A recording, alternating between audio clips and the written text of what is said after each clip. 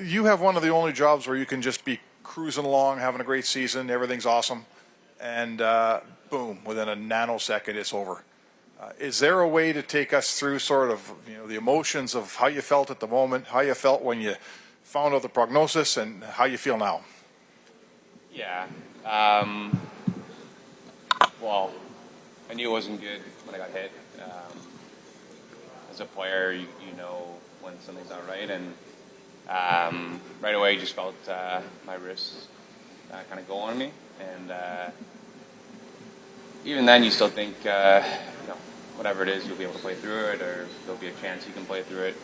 I'm not going to go into the details, but quickly realized when I saw the doctors that something that needed surgery and something that I wasn't going to be able to play through. I think I was still a little delusional that I could play through it until after the surgery, obviously.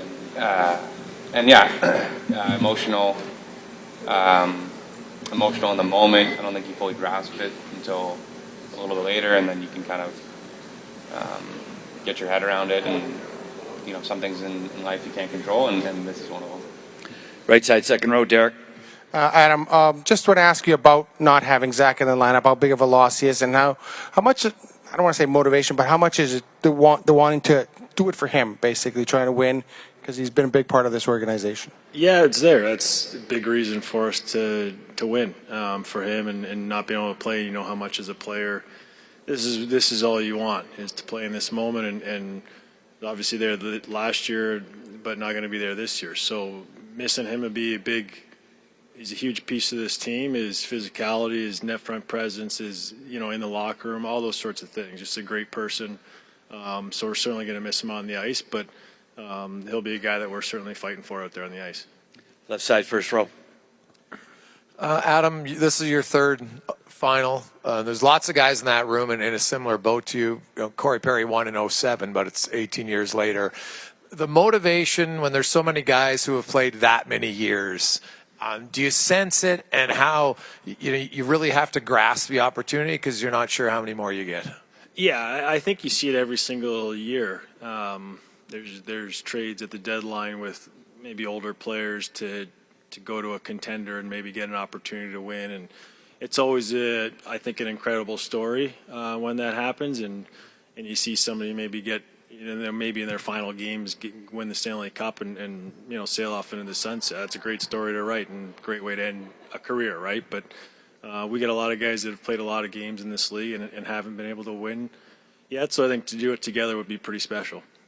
Right side, front row. Zach, what did it mean that your teammates FaceTimed you after winning the Western Conference Final? And just, are you planning on traveling and trying to be a part of this team as much as you can in the locker room, off the ice, despite not playing? Yeah. I mean, it meant the world. I wasn't expecting it. It was the day after my surgery. I was just sitting on the couch with my wife and mother-in-law just watching, and yeah, it caught me off guard. I was honest, I was crying. I think it was really emotional. Yeah, you just feel so much part of the team, and for them to do that in that moment meant a lot. And yeah, I'm going to do it with the team the whole way, acting like I'm playing, but obviously not. We'll take a few more. Left side, second row. Zach, last year when the Oilers lost in Game 7, you made sure you said in the dressing room, we're going to be back. Now you're not back playing. How difficult is that? I mean, life has a funny way of working. I truly felt that as a group, having gone through what we went through last year in that moment, I knew that most of our guys were coming back, and I knew that we had a hunger and a fire to get back to this point, and not just to get back, but to win. And I think our team this year has been the ultimate example of a team, and guys stepping up at different times and guys filling in different roles. I mean, we won series without Eki. He was one of our best players, and I mean, the timing worked out that when I was coming out, he was coming in. So just looking forward to cheering the guys on, and yeah, we're here, and I think we're ready. Left side, fourth row. Zach, I'm wondering how much of Coach Hyman we might see in the final in terms of sharing your insights with teammates and coaches, but seriously, feeling comfortable and sharing whatever you see. Yeah. Players do that a lot, right? Like when you're playing, you're often diagnose the game afterwards with your teammates and figure out what's working, what's not working. I'll have a different perspective. I'll be watching from up top, and yeah, if I see something, definitely we'll be talking a lot. It's going to be all hockey for the next 2 weeks, and it's nice to get my mind off of the wrist. Right side, fourth row. Zach, just back here. Just a couple of points of clarity. I assume because you did have surgery, the wrist is broken, and also is there any concern about missing training camp or the start of next season? I don't know. The wrist was dislocated, so a lot goes into that, ligaments and breaks and whatever else. I don't want to get into too nitty gritty, but I should be back for the start of next year. But I don't want to put a timetable on it. There'll be rehab involved. We'll take one more. Right side, second row. Hey, Zach. I just want to know you and Connor McDavid are such good friends, had the opportunity to caddy for you guys last year at your charity golf tournament. And I just want to know, after the injury happened, the role that Connor played after, what kind of leadership he displayed there, and if you could just walk us through that. Yeah. It was a moment, obviously, as a player where you're heartbroken. I hadn't fully grasped it yet, and I was just sitting in the kitchen, kind of eating, and not even eating, just trying to figure out what was going on. And I think I knew in that moment that it was done, my season was done. And I think he was the first one to kind of come over mid-game, in between the periods, called me over, gave me a big hug, and I honestly, that's when I broke down. But yeah, he meant a lot. The winger in your D zone with their forecheck. I think there's some tactical things that we can look at.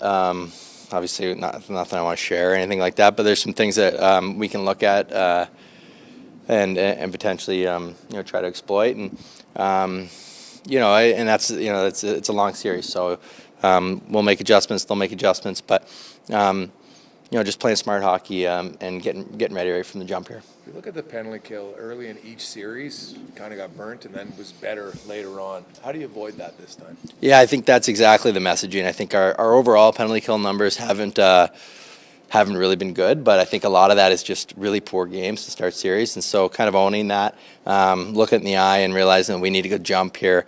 Come out with a good start in the penalty kill right on our toes right from the start here. Anything special planned for the lineup for you tonight? No. I plan on playing, so I'll be sitting in my stall reading it. What's it mean to be back? Oh, sorry. What's it mean? No, it's growing up, that was you want to play in the Stanley Cup Finals, and I think that's been echoed a lot around here. Last year, kind of felt a bit euphoric being here. Kind of something you dream about was getting here, and this year it feels a little different. I mean, we understood the blueprint. We believe that we have a rightful place here, and so it's a different feeling. It's a good feeling, and I think we're excited to get to our game plan right away. Not having Zach, how does it affect that team, and how do you guys kind of rally around that, trying to win this for him? Well, I think that's exactly it. When you have such a heart and soul guy like Zach, obviously, I mean, the way he plays, it speaks for itself, but what he means to guys in this room, it's hard to articulate. So when a guy like that goes down, I mean, there's definitely a rally call, and and I think guys pull up their straps to kind of play for him. Connor, what characteristics of this group allow you guys to say that this year is different? Well, I think piggybacking on what I just said, we truly believe we belong here, and we feel comfortable at this stage now. Where I don't know if that could be said truly last year at the start of the series last season. So I feel like to a man, we feel like we belong at this stage, and it's ready to go out there and prove it. So you talk about the challenges of trying to navigate through the playoffs with an even keel mindset? Because you guys have had a lot of things not go your way and a lot of things go your way. How do you make sure the highs are not too high and the lows are not too low? Well, obviously, you know, it's not like you can shut the emotions off. You kind of got to ride it, and you know, especially playing at home, you know, riding the fans, momentums, and things like that. So, you know, I think you know, we've been pretty surgical about our blueprint and about the way we want to execute, the way we want to play, the way we want to hold on to leads. You know, not getting off our game script and just kind of sticking to our process overall, but. You know, and added to that the emotion of the playoffs, and adding that layer of emotion, so you can have a little bit more intensity, a little bit more willingness to dig in, to block a shot, to take a hit, give a hit. So the combination of those two, and those are things that are that's experienced, earned over time, and I think that's what this team has earned. You know, from before when I was here, but definitely over the last few seasons. Coming back after missing a couple games, how does that kind of change your motivation going into this game, or does it change anything at all? Like. Well, yeah, I mean, I don't know how much it changes. I mean, I'm hungry. So, you know, every guy's going to be hungry out there tonight, so Stanley Cup Finals. But, yeah, I don't know if it changes too much. CN Tower is going to be lit up in blue and orange. What sort of kind of support and love are you feeling from back home? Yeah, I think we definitely feel the support, you know, kind of across Canada. You know, and we try to wear that with pride. The normal days, but very excited. Connor Brown's able to fill in. How much does he help you guys? Tremendous. I mean, he's been playing great all playoffs. He brings a lot of energy, brings a lot of swagger, a lot of jam. So we're excited to get him back if that's the case. Trent, how important is the board battle in this series? I thought they really had their way with Carolina and got them in a lot of trouble along the boards. Is that a focus of your team on the breakout, but also just ensuring to win battles there? Yeah. It's been a little different than teams we played the last 3 rounds. Complete opposite of a team like LA who backs up. So it's going to be important for wingers to you know, win those board battles, make them high, and you know, then we can hopefully capitalize on some odd man rushes off it. What has been the message from the leadership group that was here last year to some of the newer guys who this may be a new experience for? I don't know. I don't know if there's like a straight up message, but you can just tell everyone's determined and have been through it. It seems like I'm new to it, but it seems like everyone else is you know, pretty focused, pretty relaxed. It's good to see. What sort of atmosphere are you anticipating tonight? I don't know. I don't know how it can get much better than what we've had. So I'm sure it will, but just like the last couple of rounds, it's been amazing, and it's a very fun building to play in. Trent, when you see Connor Brown take a hit like he did, you know, that knocked him out of the lineup, I guess how nice is it to see that he's okay, and two, he's able to come back? Yeah. Luckily, you know, he's, you know, or unluckily he had to miss a couple games, but that he seems like he's good now, and it's unfortunate. You know, it's kind of a weird play. I don't know if he had the puck much, so it's a tough one when you're not expecting to get a hit like that. How cool was it when he came out of the lineup? Yeah, that was, I mean, cool, funny, all of it. Yeah. How much are you guys rallying around Hyman not being able to play? Yeah, I mean, I think a lot. I mean, he's a big part of the last however many years here, and you know, we want to do it for him, and it's very unfortunate, but he's still got a great spirit, and you know, he's staying up, and it's good to see that. Trent, last year when this team lost, Zach was the one who said, "I know in my heart that we're going to be back." When you came into this room, what was the ways that you felt that, like the tone that was set? Yeah, I mean, I actually remember seeing that. I don't know what it was on, maybe Amazon or something like that. Yeah, I remember seeing that, and for me to be here and to watch that and to see what they went through, it's you know, it's a big series for everyone here. It has more at stake. Tough to sleep last night. What is the rest of this day leading up to puck drop going to be like for you? I don't know if you're a napper. Is it going to be hard to get down for that? I'm actually a good napper. I don't need much time to fall asleep, but hopefully that's the case today. But yeah, just eat, nap, come back here. How do you balance the nerves with the excitement of going out to play this on a day like this? I don't know. You just try to keep it as normal as possible. Hard to do, but you know, just take your nap, eat, take your nap, and I'm sure when I start walking the rink, it's going to be very exciting. Whoever did it the game before, and as long as we win, that continues on. So Connor Brown will be doing our starting lineup. We'll go left side, front row. Chris, on Connor Brown, had an illness yesterday. Where are we at with him for tonight? Connor's going to take warm-up, and he'll be a game-time decision. We'll go left side, second row. Chris, we just heard from Zach, and obviously a really emotional time for him. What do you think it means to have him still along, encouraging the team during all of this? Zach Hyman is a very important piece to our team. Obviously, you see what he does on the ice with his hits, the goals, and his play is phenomenal.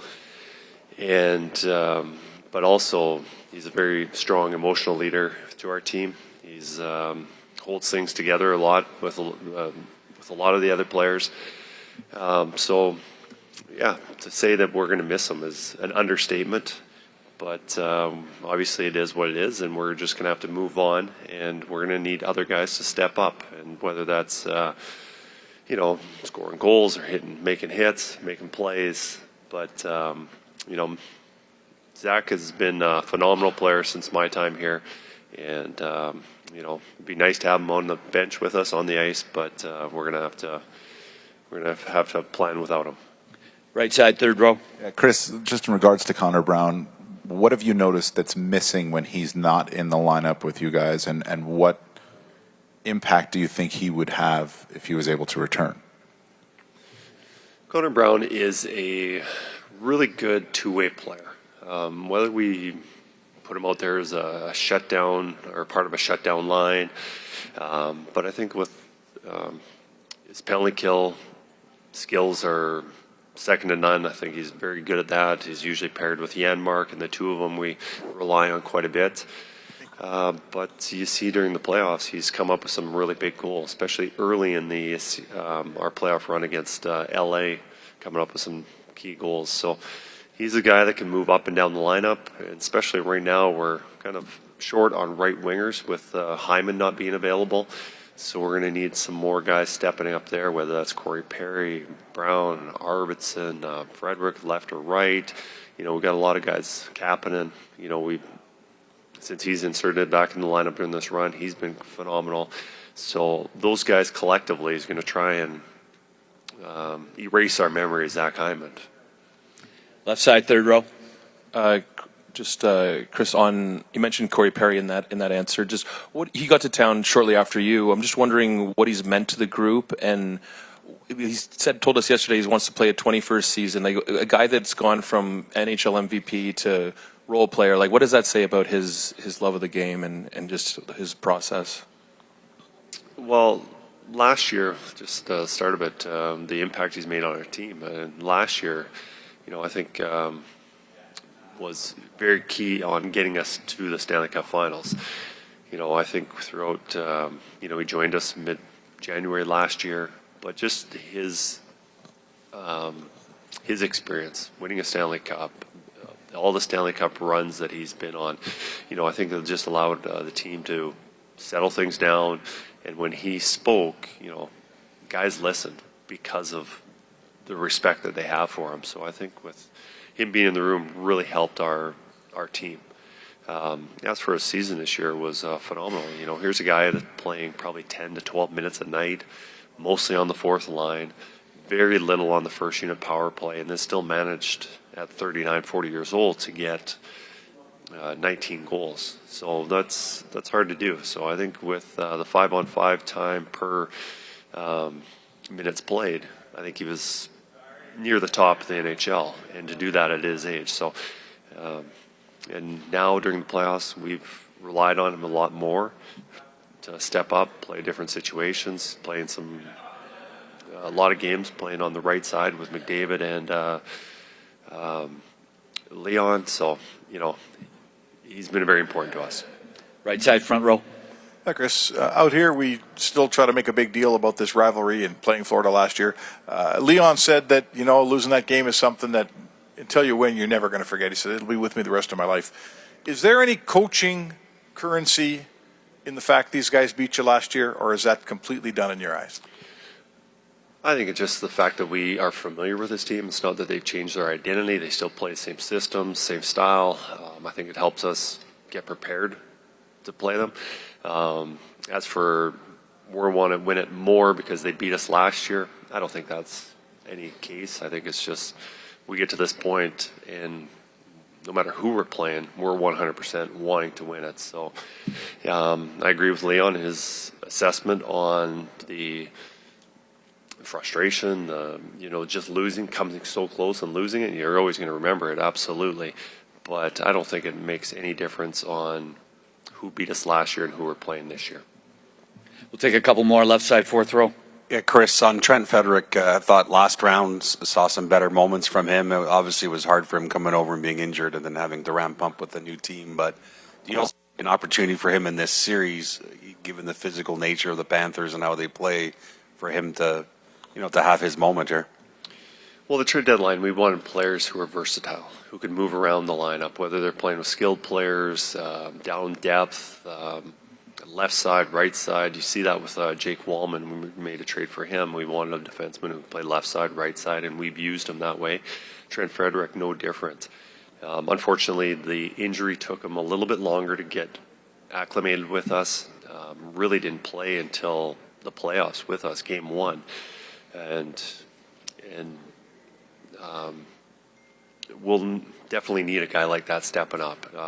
And the versatility of him being able to play with skilled players, but also having a physical presence, scoring goals, and just seeing through this playoffs, him getting better, stronger through this run. And, against a team like Florida, who's very physical, we'll need a strong series from him. Last one, right side, second row. Chris, over here. Just Florida's very active with their defensive, offensively, and they've got a lot of goals out of them. Aware of that defensively you have to be in. Is there some opportunity for you counterattacking off of that? No, just being aware when they're on the ice, especially certain guys who like to get involved and making sure that we're checking them closely and not getting beat back to our net. Every good team has their defense being part of the offense and not just stationary and just defending. I think with Florida, they've got numerous defensemen that can get up in the play, are good skaters. And usually that getting involved in the offense is usually coming off the breakout. And it's very important for our forwards to recognize that and making sure they're not getting beat up out of the ice when we're in the offensive zone and allowing their defense getting involved.